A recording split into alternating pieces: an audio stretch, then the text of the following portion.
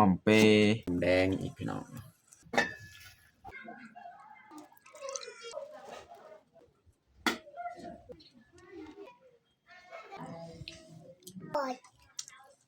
ให้มันเฮียได้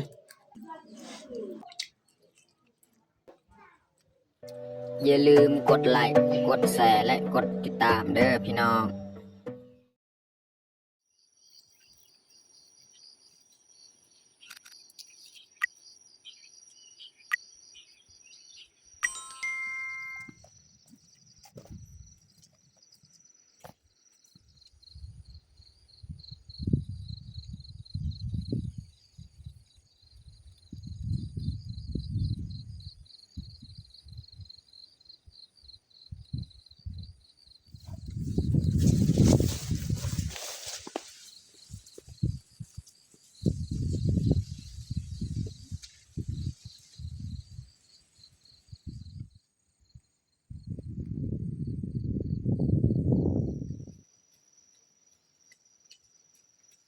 ครับสบายดีและก็สวัสดีเบิร์ดสู่ครูสู่คนยินดีต้อนรับเขาสู่ซองเบายืง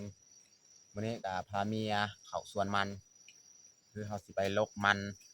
อยู่บ้านนี่เบิดแล้วถ้าว่าเบิดเขาก็ต้องไปเขามาลกมันเมื่อวานนี่เขาก็เขาอยู่ให้เนาะแต่ว่ามื้อนี้นี่มันเบิดก็เลยเขาอยู่สวนมันหลังจากเขาลกมันนี่แล้วเขาก็สิหาเก็บยอดมันอีกเนาะพอได้เอามาเฮ็ดอาหารเที่ยงแต่ว่าบางคนเนี่ยว่ากินบ่ได้ยอดมันอันนี้นี่เบายึงบอกให้นี่เบายึงเคยกินก็คือยอดมัน5 นาทีหรือว่ามันต้นนี่มันกินได้ถ้าว่าเป็นมันไทยที่เขาจะปลูกมาขายนี่กินบ่ได้มันตัวนั้นยอดอันนี้นี่เฮาเคยกินตั้งแต่ยังน้อยนี่พ่อแม่พากินบ่มีผลยังเนาะเขาว่าเขาก็เลยเก็บกินฮอดทุกวันนี่แหละโอเคมาแต่ทุกคนติดตามเบิ่งติดตามชมกับพวกเฮาได้ยาวเลยส่วนมักนัดของเฮานี่ก็ยังบ่ทันได้มาเสียเทือนส่วนของป้านี่แม่นเสียแล้วนี่ทั้งลุมเพิ่นก็มาเสียมื้อนี้แหละแต่ว่าเฮากับเมียมื้อนี้นี่บ่ได้มาเสียแต่เฮาสิไปลกมันเพราะว่าลูกสาวเฮาก็ปะนำพ่อเฒ่ากิยานลูกสาวให้เฮาก็ต้องฮีบลกมันแล้วจึงกลับบ้านเนาะแถวนี้แหละเฮาสิลกนี่มันซุมนี้ตอนนี้ก็ค่อยสิขึ้นไปเบิ่งแฮวพี่น้องเนาะแฮวที่ใส่ไว้อยู่เทิงพูนพี่น้องแฮวใส่ไว้โตเม่นเม่นมากินมันของเฮานี่ทางมันที่เฮาแบ่งให้นาบาวมื้อนั้นเนาะทางเทิงพุ่นเฮาสิไปเบิ่งโตเม่นนี่มากินตลอดเนาะมันอยู่นี่นะนี่แหละมันที่เฮาให้พระเจ้าเนาะนี่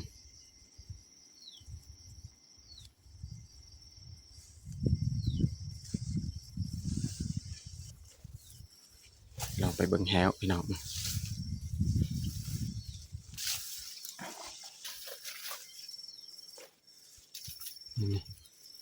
บนนี้อันนึงแหละนี่แฮวใส่เฮาต้องย่างไปเวลาใส่บ่ให้ต้นไม้มันล้มมันยังเนาะถ้าว่าเฮ็ดมันล้มเนี่ยมันหู้เนาะนี่บนนี้ลังนึงแหละใส่เพราะว่ามันกินมันของเฮาแถวนี้นะ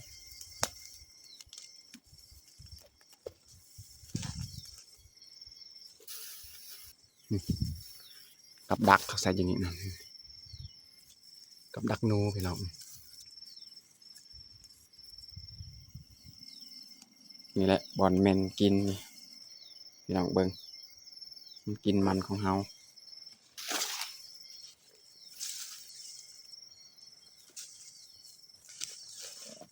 นี่มันนี่หัวใหญ่ๆเนี่ยมันเอาไปกินนี่นี่ มันเข้ากินทางอันนี้แหละตัวเมน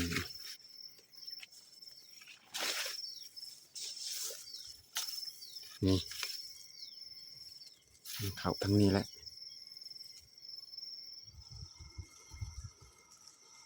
จะถึงอีกบนหนึงเนาะแหวบ่เห็นมันถึกนะพี่น้องเนาะ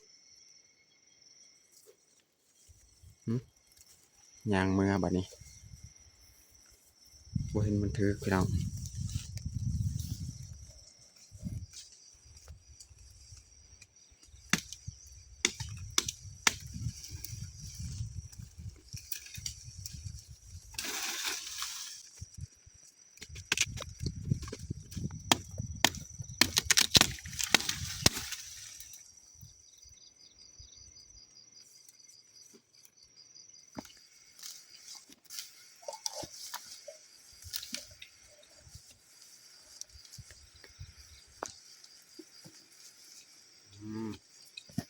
มันหัวใหญ่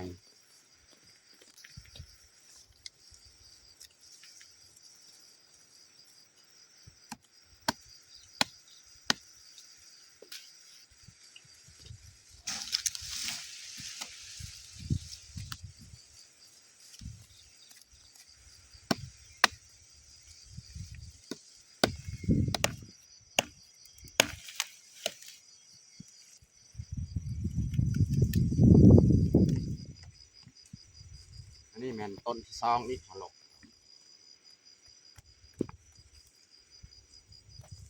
2 ต้นพอแล้ว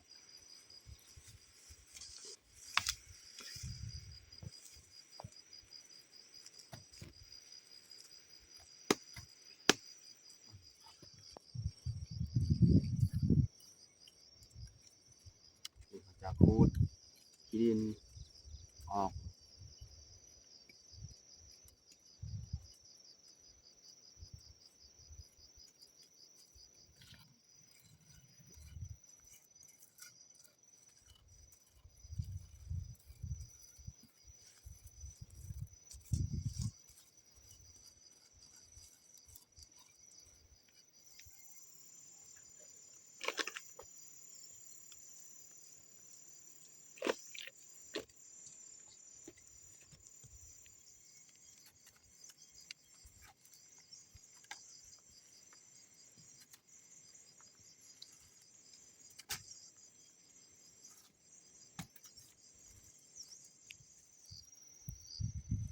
จากเขาลกมันแล้วก็มาเก็บยอดมันต้นพี่น้อง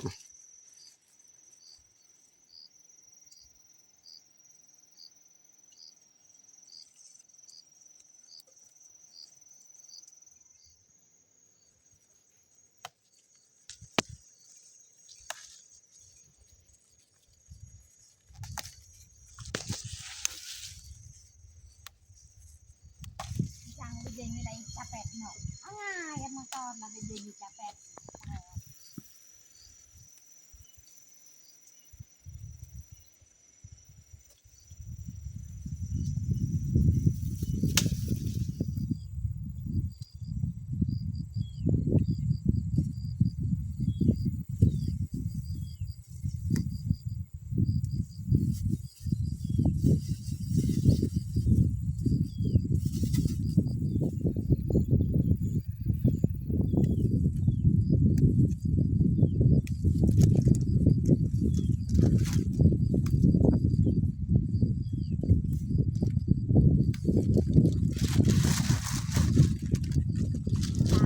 เอาไปมาอีโดนนะวัน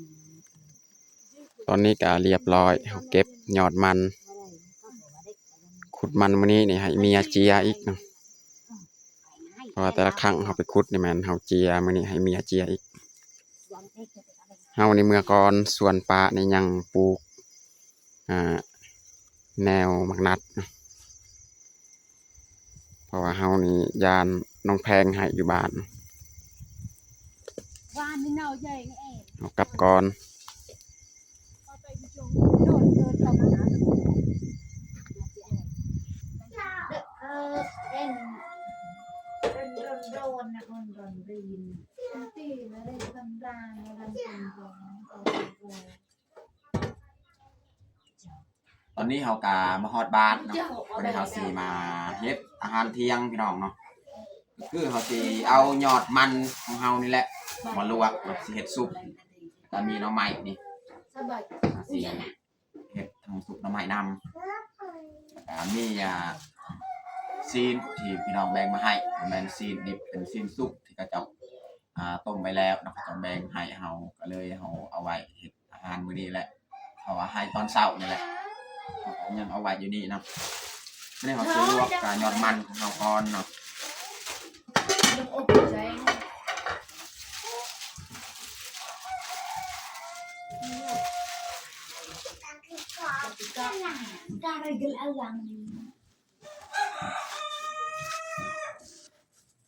ปัดยุบลงกับบลายดอกพี่น้องเนาะวันนี้เขาจะใส่น้ำ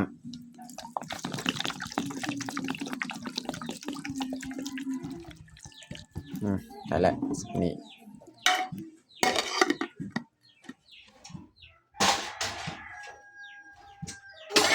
Gaya yur kita kau geder jom.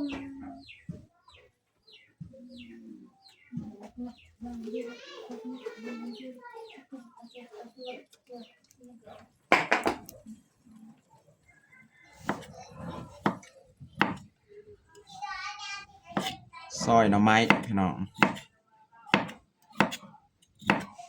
สิมาเฮ็ดซุปหน่อไม้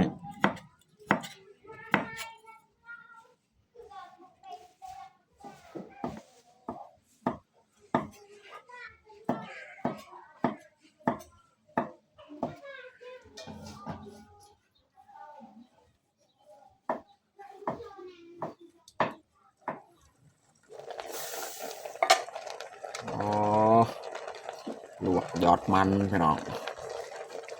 น่าจะสุกแล้วพี่น้อง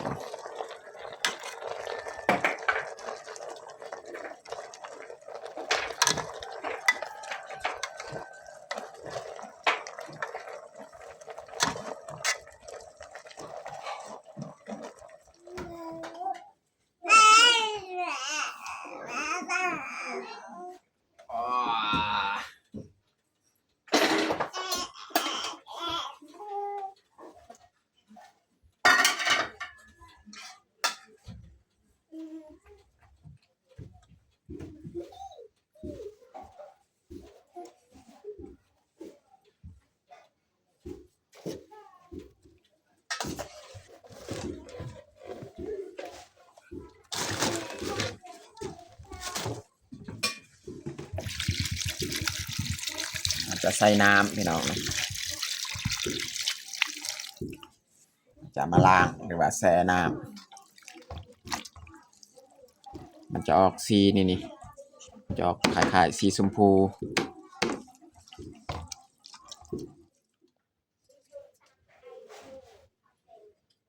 จะเอาถั่วดินมาคั่วพี่น้องเนาะ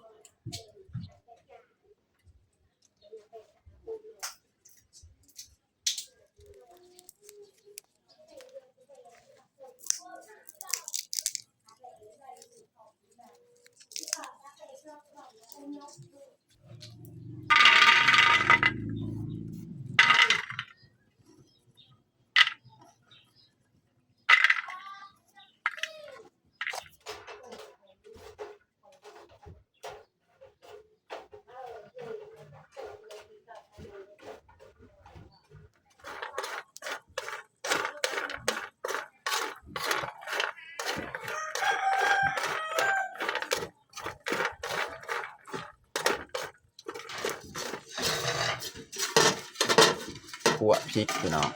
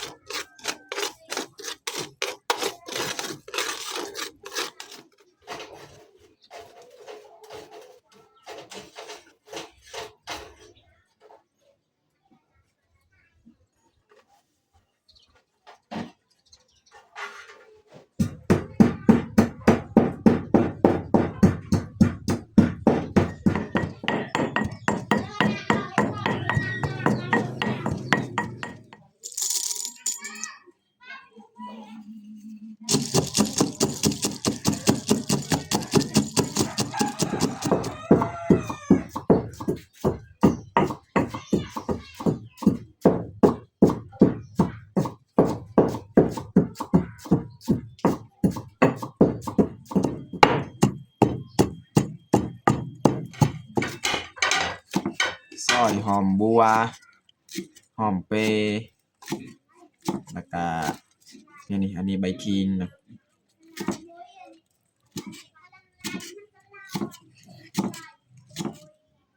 อันนี้แหละพี่น้องซีนที่พี่น้องแบ่งมาให้เนาะซีนหมูปลาพี่น้องเจ้าต้มแล้วสีมาเอาไม้อีกเนาะพี่น้องเนาะเพราะว่ามันเย็นเขาปะเขาเจ้าแบ่งให้แต่เช้าเนาะเขาก็เลยเอามาอุ่นไม้ปรุงไม้อีกเนาะพี่น้องเครื่องหอม แล้วเรากูไม่ได้จ้าจะเป็นปลาเปลือกน้ำมันเลยโปรตีนหนึ่ง อันนี้คือจะตำมาพริกกระเทียมหัวสีไข่เอาสีซีของเราเนี่ยหลังจากเขาแล้วเขาจึงมาปรุงเนาะสุกหน่อไม้กับยอดต้นเนาะ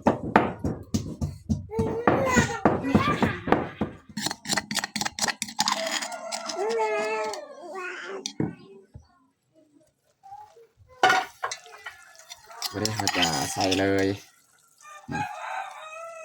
กระเทียมหัวสีไข่พริกเนาะแล้วก็ใส่หอมแดงอีกพี่น้องจะเอา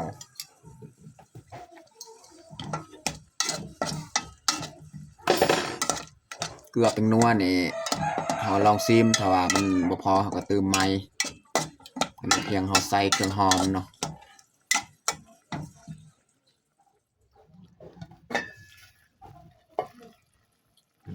พี่น้องเรียกว่าอุ่นเนาะอุ่นไหมนะพี่น้องเนาะ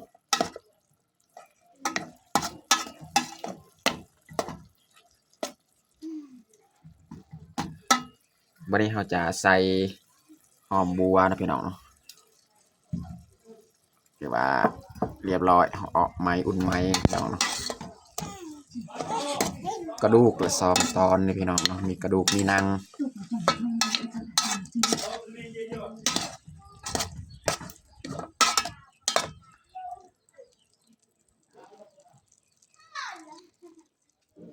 วันนี้เราจะปรุงเลยเนาะของเรานี่สุกเรียบร้อยเรียกว่าอุ่นซีหมูปลาเนาะ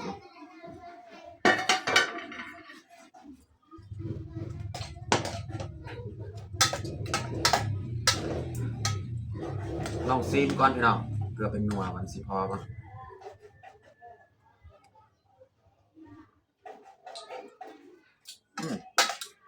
มันยังบ่พอพี่น้องเนาะเติมเกลืออีกพี่น้องเนาะเพราะว่าของกี้นี่ยันเขาเติมนี่มันเค็มเพราะว่าเขาเจ้ากับปรุงแล้วเนาะ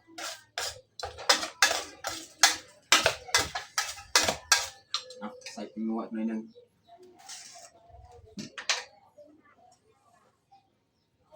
ประมาณนี้แหละ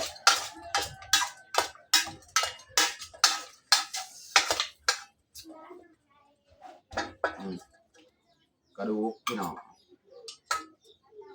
มีทั้งกระดูกมีทั้งหนัง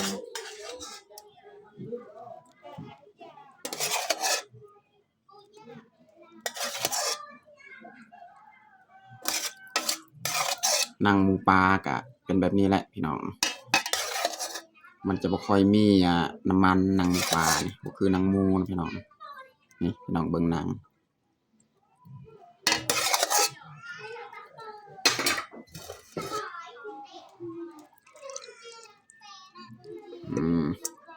เรียบร้อยพี่น้องซีนหมูปลา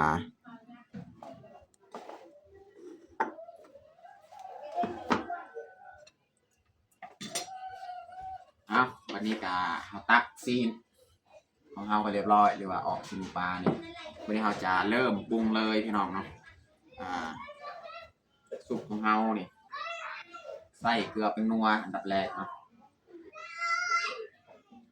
ปรุงนัวใส่เกลือ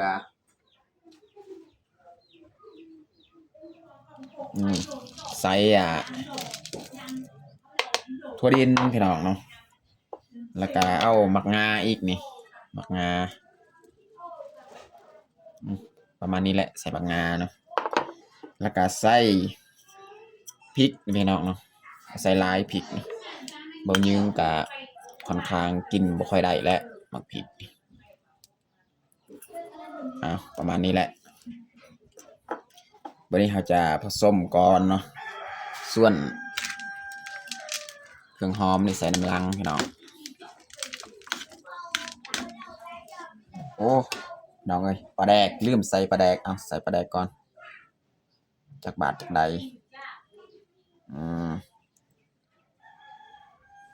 ได้แล้วประมาณนี้แหละใส่ปลาแดกพี่น้องเนาะคลนอีก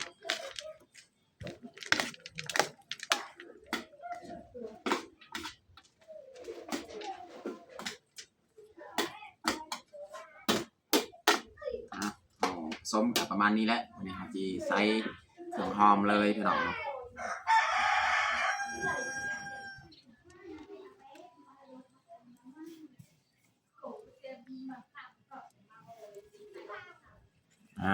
มาดิคลุกให้มันเข้ากันพี่น้อง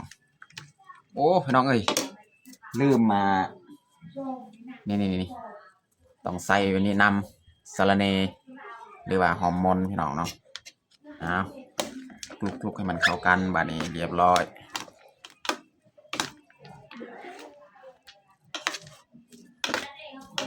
ประมาณนี้แหละพี่น้องเห็ดซุปของเราตอนนี้ก็เรียบร้อยเราแต่งข้าวของเราซุปยอดมันต้นป่นกับหน่อไม้พี่น้องแล้วก็ซีนหมูปลานี่สำหรับอาหารเที่ยงของเราก็ประมาณนี้แหละพี่น้องเนาะตอนนี้ก็เรียบร้อยเราแต่งข้าวของเราวันนี้เราจะลงมือกินข้าวเที่ยงมาทุกคนมากินข้าวเที่ยงน้ำกันน้องพลอยลูกปานกินข้าวเที่ยงกันข้าวเที่ยงน้องพลอยนี่ตื่นแต่นอนนี่พลอยนี่ดีใจแล้วตื่นมาไปกินข้าวจ้าไม่จะไล่น้องเป็นไงย่านตำบลหนักมายุเลยสมุนบางงาม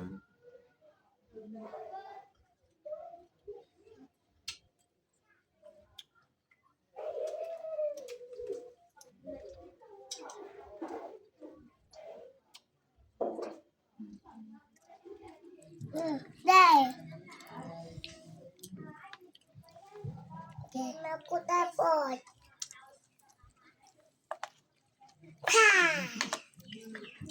เลือกเอาให้น้องพลอยนี่พี่น้องมักถั่วน้องพลอยจะกินมักถั่วเอากินเลยเอาให้มันเฮียดิ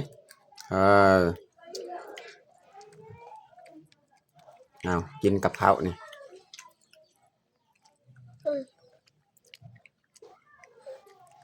เราต้องเยอะเยอะ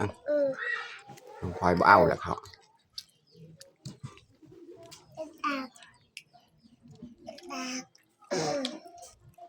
ถ้าพ่อเอ็นได้เขาถ้าเต่า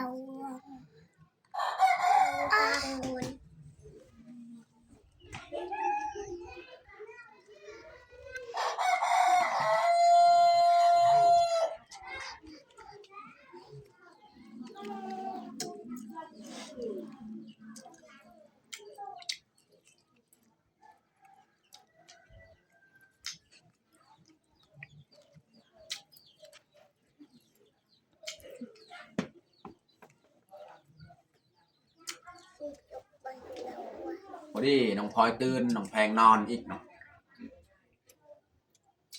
มื้อนี้ก็อยู่บ้านเนี่ยแต่เฮาส่วนพ่อแม่ไอ้ยับน้องแยกต่อไปหายเบิดมื้อนี้แหละไทยของเพิ่นมื้อสุดท้ายจะไปเอา